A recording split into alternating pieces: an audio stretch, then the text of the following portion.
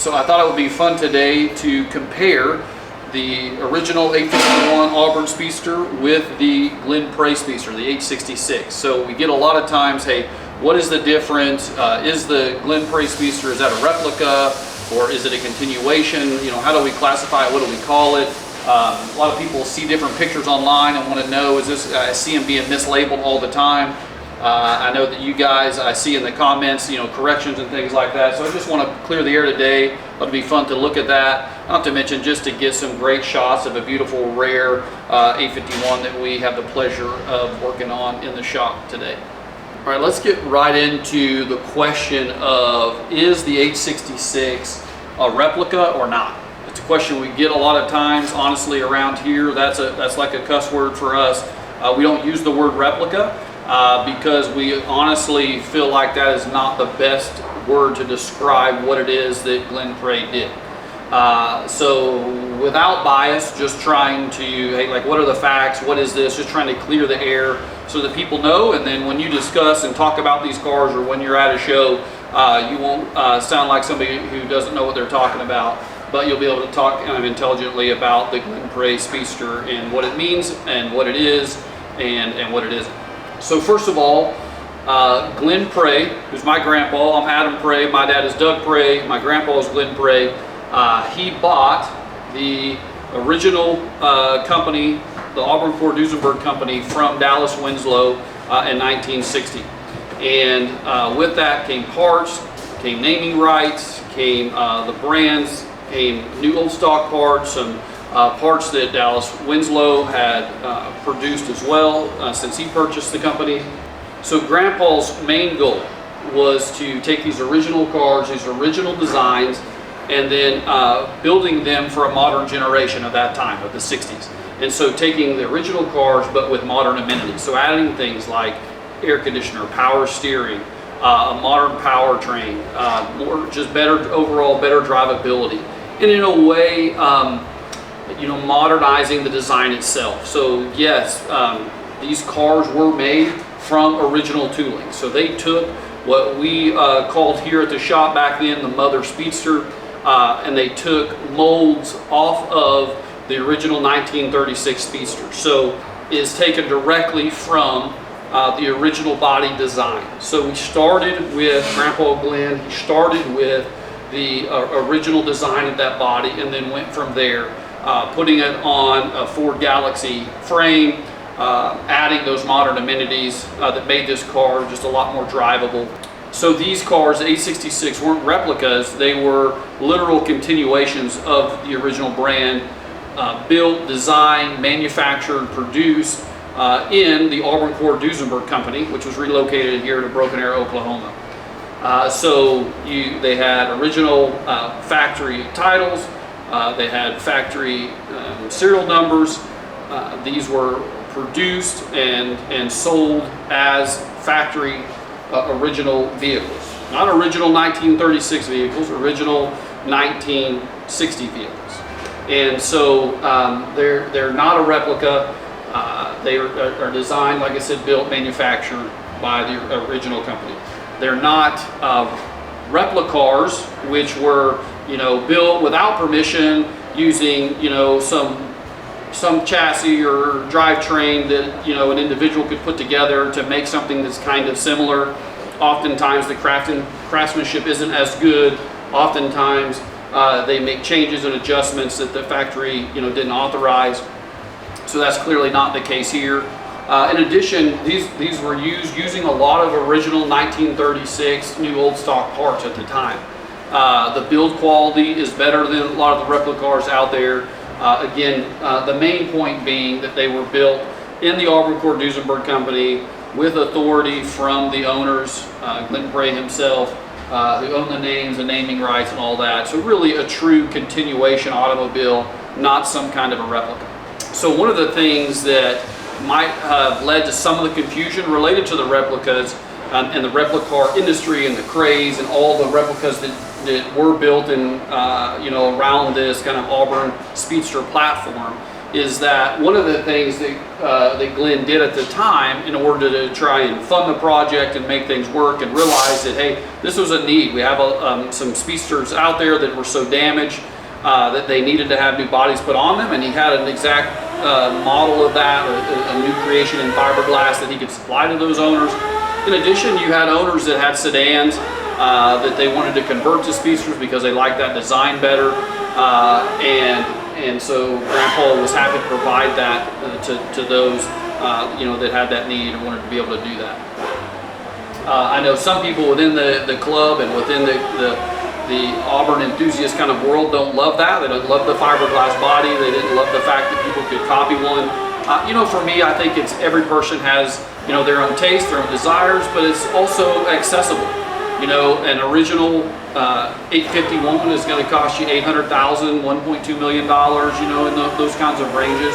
And that's just not realistic for a lot of people. A lot of guys have a car that is damaged, whether it's a sedan or something else that doesn't have the value, or they don't love the design, but they really want to be able to enjoy the looks and the aesthetic of the Speedster. So to me, that's a very acceptable thing. Nobody's trying to hide anything. Nobody's trying to disguise this as one of the original few 851s. So as a result, you do have a lot of these cars on the road that weren't produced at the Auburn Duesenberg company, but they were produced by individuals or other companies that came later that copied or replicated Glenn's designs and his body. And so you do have a lot of those kinds of things out there that can kind of muddy the water. So really the question isn't, is this a replica or is it an original Auburn? It is an original continuation of the 851. It's a new model called the 866. So some of the things were carried over, some of the design elements were carried over, a lot of the original parts were carried over from the 851, but it's a true second generation continuation, a new model called the 866 that was produced with licensing and permitting and all the things and processes, design that needs to be done from the original owners. And so that's a totally different thing than what happened, that I think Grandpa unintentionally created a replica car industry and craze that really started with the Cords and with these Auburn Speedsters as well. And so really the question is that an original 866, a second generation car, or is this a kit car, or is this a replica that looks like those 866 that isn't from the original factory? It's not one of those original serial numbers. And obviously neither one of those are, one of these original 851 Auburn Speedsters that was produced in Auburn, Indiana. Okay, let's now kind of compare the two, some of the differences, and I probably missed something today, and I'm sure you'll let me know about that in the comments if I did. I'd love to see that. But we have two cars here, actually similar colors, probably both of them trying to get at the same idea, that cigarette cream color that's so famous and popularized by Auburns and by Cords. This car, to obviously make a quick note, it was damaged in a wreck. You'll see that in another video. And so it's here for repairs, for the collision repair. This car actually is a concourse level restoration, so a bit older restoration. The owner will be taking this to a concourse first of next year, and really just wants us to go through it, do some detailing, and really do a full concourse prep on this vehicle to make sure that it's ready for the concourse. By the way, if you have a car of this caliber that you need prepared for the concourse or for some sort of a national event that's at that high scale and requires the attention to detail, and you need the car ready, we do offer a bespoke service. It's really a white glove service customized for each person, each car's need, but to really prepare that car to make sure it has its best foot forward on the concourse. So you can get in touch with us about that, but we really specialize in making sure that every detail is taken care of for the concourse. Okay, let's talk a little bit about what those obvious differences are. Again, they're not the same car. They weren't trying to be the same car. This 866 is a continuation of this 851. So they share a lot of design elements. Again, the body on this car was taken directly from this car, 1936 Speedster. And so, I mean, not this particular car, but another 1936 Auburn Speedster. Make that clear. I don't want to create any scandals in the community. So this car, one thing that I notice a lot on these is the grille is lower in this car. It has a little bit of a faster look, a little bit of a modernization. And so you'll see that here. Obviously this hood doesn't fit, the car was damaged, all that was shoved back, so you can keep that in mind. Headlights, I see a lot of questions online about that. The buckets are different, they're similar. These are obviously sill beams, so there's some differences there that you'll notice. The grills were the same. These actually, the 866 were taken from the original Speedsters, so that's one element that is the same. That is this grill piece.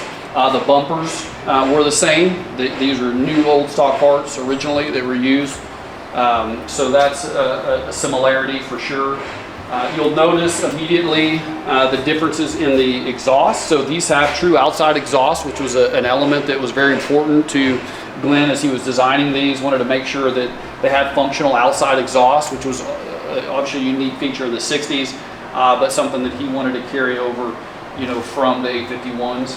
On this, you have 2 on each side because this was an 8-cylinder engine, a V8 Ford engine at the time. So you have the 2 outside exhausts, whereas on this car you have the 4 outside exhausts on the driver's side, and then you have no exhaust on the passenger side.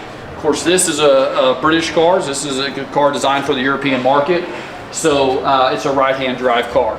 So that's a unique feature on this particular vehicle. So call your attention to the back of the vehicle. One of the big differences you'll notice immediately if you see pictures online or something is this cover here. This doesn't exist on the original, the 851 Speedsters. That was to make room for the Ford suspension that was there. There wasn't room in that design, and they wanted to keep the car low. It's another feature of the 866 versus the 851 is that they sit lower. It's a lower, meaner, faster look. But in order to achieve that, they had to design that piece in there. So you'll see a big difference there from the rear of the car immediately. That if you're paying attention, you'll see that. One more telltale sign while we're back here at the boat tail section of the car, or the bat wing, some people call this section here. This has dual exhaust. So it's a V8, so the outside exhaust came down on both sides of the car, so you have dual exhaust there. So that's another sign or difference that you can tell from the 851.